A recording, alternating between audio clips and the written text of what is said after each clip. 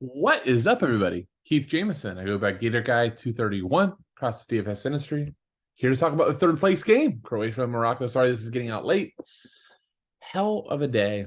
We're on the phone the entire time. So normally my car recording saves me time. Didn't work today. On the phone the whole time.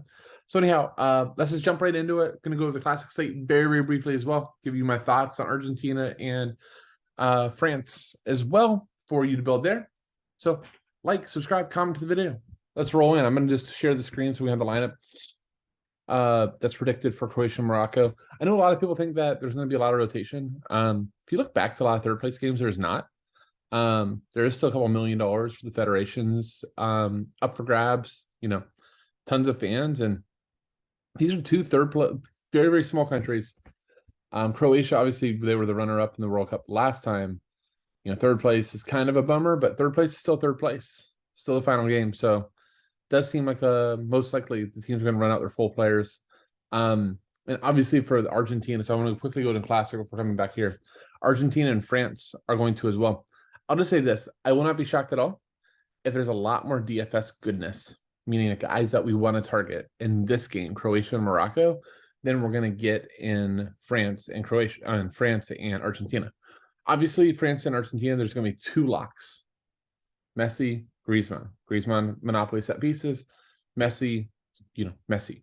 I'm not beating Messi in a big game, no matter what. But from there, I think that Mbappe is going to be very popular yet again, and he would inhibit your build a ton. It's much better if you take a Ziyech or you take a Luka Modric, or you take Ivan Perisic, or you get some fullbacks action here. I know this says Juranovic is not in, but if they don't rotate at all, Juranovic has been one of the best fullbacks for DFS in the tournament.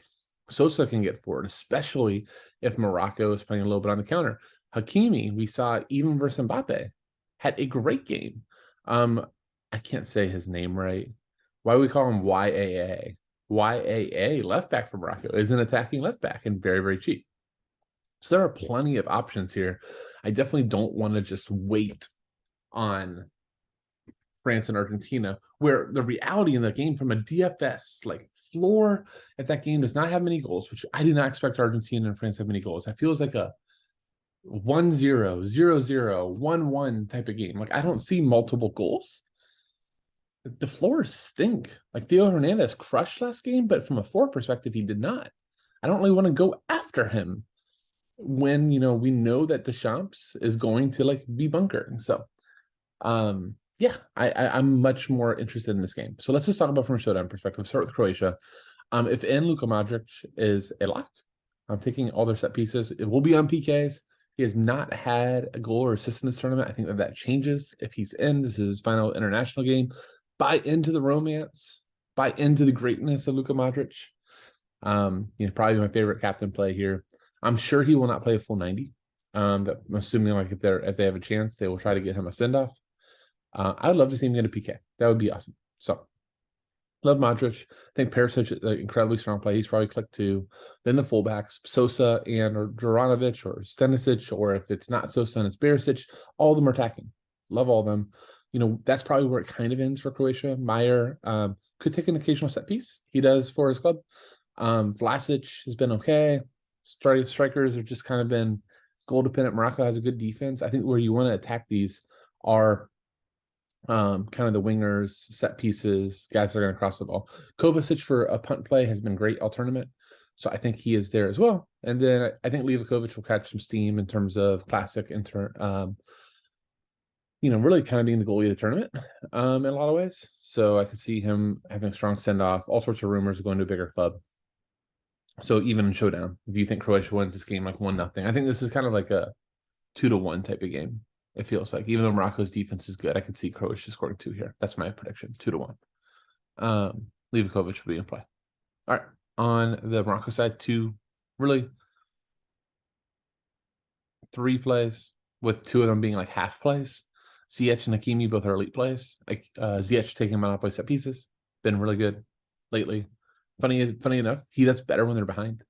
Has more chances at crosses, more chance to attack. It was funny to see Morocco have a lot of the possession towards the end of the game because France, and then we'll talk about that more tomorrow for France and Argentina, but France gets ahead. France's inclination is to play not to lose, play on the counter, play with Mbappe's speed, play with Griezmann's technicality, all those type of things, Dembele's speed. With all that attacking talent, you think the opposite. That's how France plays. Hakimi, very, very, very always wanting to go forward. Your two half plays, meaning like I like him ish. Buffon hasn't been that great this tournament. Definitely has a lot of flair, a lot of ability to attack. And then YAA. Been a really good left back when he got the chance. Does not seem like Rousey was really fit to play last game. And I would assume that being in third place, anybody that's like so injury, I don't think they'd play. So YAA, I think I'd play. Onani's been one of the better midfielders in the tournament. Tendril Storm was big on him last game. I should have been on it too. I think he's just been really good floor wise, not like the traditional DFS wise, right? Not with crosses, but like with shots, fouls drawn, tackles. Been a really good midfielder. So I think that's how you roll it. I think for core for showdown, Modric, Perisic, and I'll go Ziyech, and just say, you know, from there fullbacks like Sosa. You could probably just go fullbacks from there. And if it's a 1-1 game with 2 own goals, you win every single day. And then for classic, I'd probably say, you know, Messi, Griezmann, and I'll just go with Modric. And then just note that I like all the fullbacks in the first game and not so much in the second. So hope this helps. Yeah, I'm gonna end on that. I'm tired. It is really late. It's like 9:30 as I'm recording it. It's been a long day. Been going since 7 a.m.